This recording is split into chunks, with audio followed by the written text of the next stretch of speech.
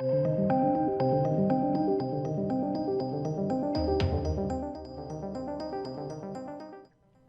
ladies and gents. DC Comics have been evicted. Yeah, shocking. But remember, ladies and gents, comics are booming. Comics are fine. Comic industry is on the up and up. It's doing absolutely great. Gangbusters. No, it's not. Because no one wants to buy this crap. No one wants to buy all the agenda drivel. They don't want to watch Superman, the new Superman, his son, running around talking about climate change. No one cares about that. That's not what a superhero does. You know, Superman could go out and do that himself if he wanted. He could just go fix climate change. No one's interested in this garbage. And it is garbage. It's absolutely drivel. You know, again, it's not even just DC, right? DC Comics have obviously, they've been evicted, so they're pretty, you know, crashing and burning because they've been evicted by Warner Brothers, of their literal owner. But it's not just them. Like 2000 AD, they're shit at the moment. They've been crap for ages. Marvel. Who picks up a Marvel comic these days? You know, I'm only reading the Marvel Aliens comics for a laugh. But even then, they're terrible at the moment. You know, comics are on the decline. That's why Comicsgate blew up. Because people just want fun, action, madness. Like actual comics. They want actual escapism. They don't want to watch Superman running around talking about climate change. They want escapism. Next, you know, there are ways to do it, by the way. FYI, 2000 AD did really good satirical stabs at stuff. They've stopped doing all that now. They're trash at the moment. And that pains me to say it. I love my 2000 AD.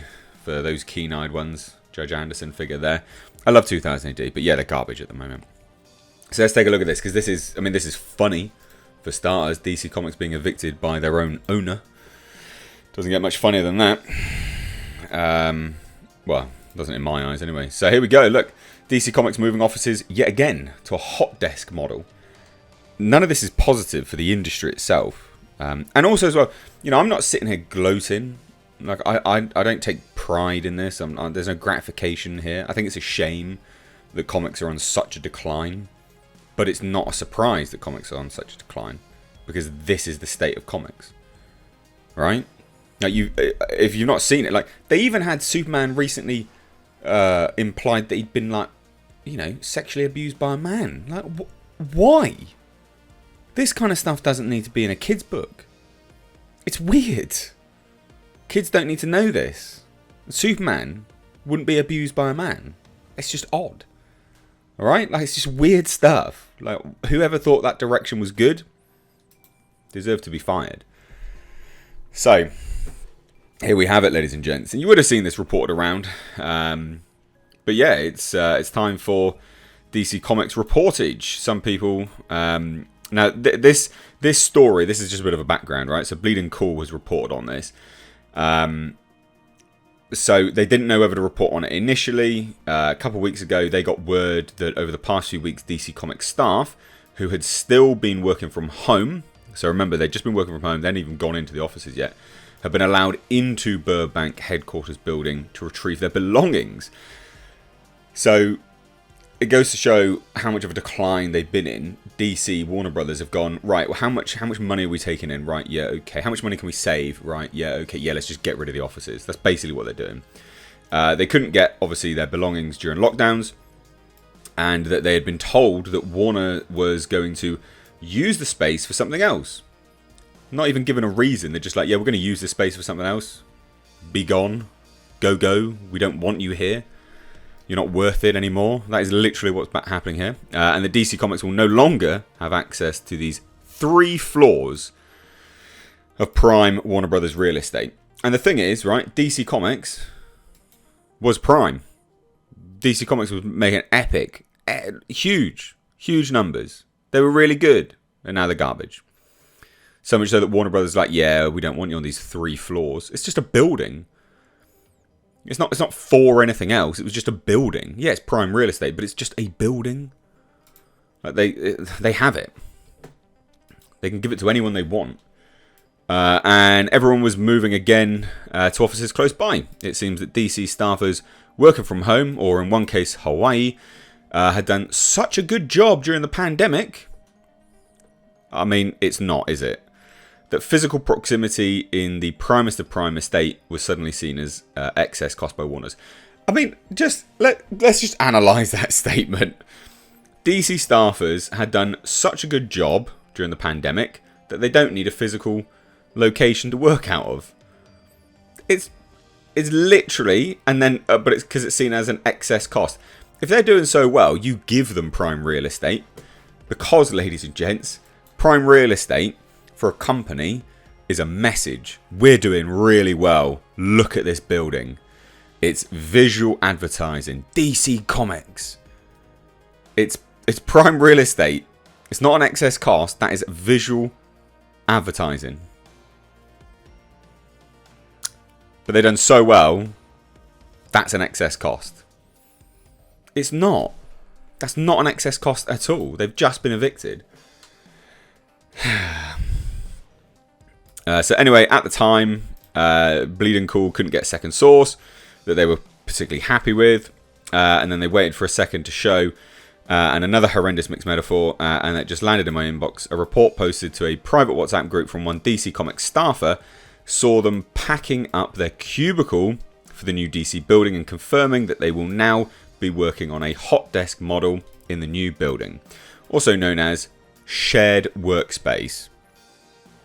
So they don't even have their own building anymore. DC Comics doesn't even have their own headquarters.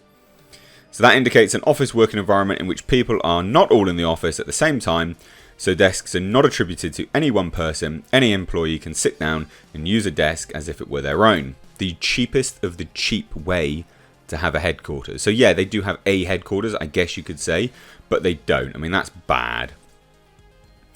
And this is so you can have fewer desks than staff, which cut costs. But remember, they're doing so well, ladies and gents. They're just raking in the cash. Fuck. Whoever believes this tripe is an idiot. So that cuts costs in terms of office space and technology needs, but it can also create quite the soulless working environment, devoid of personal quirks, which is why ad agencies that this individual's worked at, which have used this working model, have also thrown in table tennis, subuto, and snooker tables in order to try and create a sort of a quirky atmosphere. That kind that has been removed by people no longer having their collection of Warhammer, blah, blah, blah, blah, blah, basically having their own cubicle. So DC Comics offices have become famous for reflecting the individual personalities of employees at their desks, booths, or cubicles, whether that was Paul Levitz's elastic band balls, Dan DiDio's potted plants, and Jude Terra's once believed they were hiding in, or the DC branded neon signs on desks that could be seen from the street. So new building, it'll be the first come, first served for those who come into the building, while the rest can work from home, and DC Comics staffers will no longer have permanent place to work, and no one can have their personal items in the office. But remember, ladies and gents, that's because they're just doing so well. Their business is great. DC Comics is not the only business going through post-lockdown changes. It's not because of lockdown. That is not why. Yeah, Warner Brothers has seen this as a massive cost-cutting effect because they're garbage and they're not making a lot of money. So the plan is for employees to come into the building when necessary for a meeting or group projects, but spend more of their time working from home, only coming into the building when necessary. Senior staff have more permanent presence who will be sharing spaces in the new building. And that may shed light on DC merger rumours that they were hearing from senior sources previously. I'm told that this move in that light as Warner Brothers reorganises the various divisions ahead of the upcoming Discovery merger that was going on. Bleeding Cool broke the news story that DC Comics was moving to Burbank in 2013, something still referred to as the greatest form of corporate vandalism performed upon the comic book industry in New York. But plenty of folks have done worse since. This is real bad. They have literally been evicted from their building. Don't have cubicles. They're not working. But remember, it's because they're just doing so well, ladies and gents. They're just raking in the cash. It's so much money. No, it's not. You're doing terrible money. Stop putting out this absolute trash fire comics that you're doing. Just stop it. Like, DC needs a complete reshuffle. Get out all the people that don't understand DC Comics, that have been literally anyone that's approved any of the trash you've been making, because it's not money earners, is it? Oh, so bad. And it is a shame. It is a genuine shame to see DC Comics go down in flames, and it is, it is going down in flames. This stuff isn't good, and it is a shame to see it. But let me know what you guys think down below.